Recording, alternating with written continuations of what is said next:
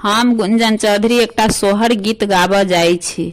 अहाँ सब गीत के अंत तक सुनब, केहन लागत से कमेंट करके बताएब। बालक एक हम देखला अद्भुत लेखला रे, लालना रे देखैता अद्भुत गाता की बालक ठोसला रे,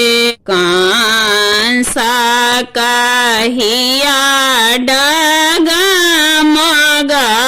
करू निज घर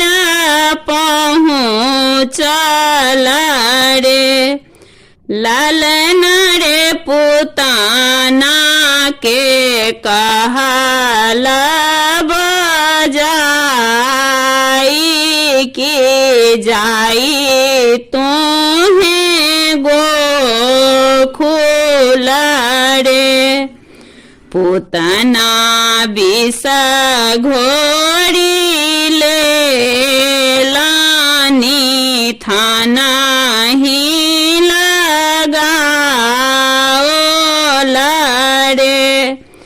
लालना रे चली भेली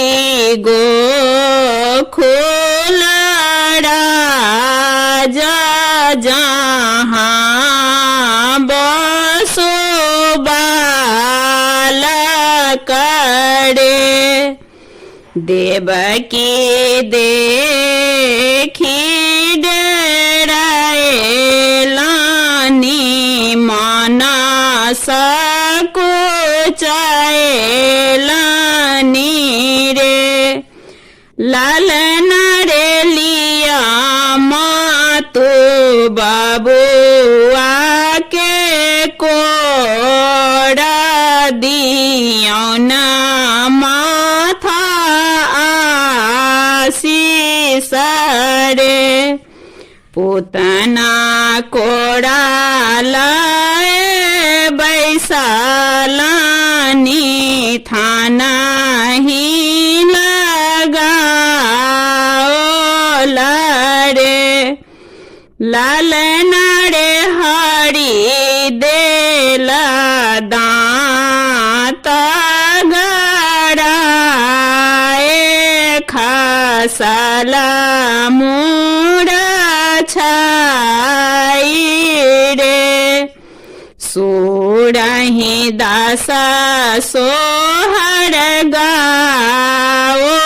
लगाबी का सुनाओला रे, लालना रे जुगे जुगे जीवत हुई हो बालक कंसा को घाल करे, लालना रे जुगे जुगे जीवत हुई हो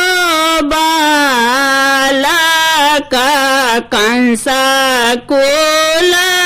घाल करे।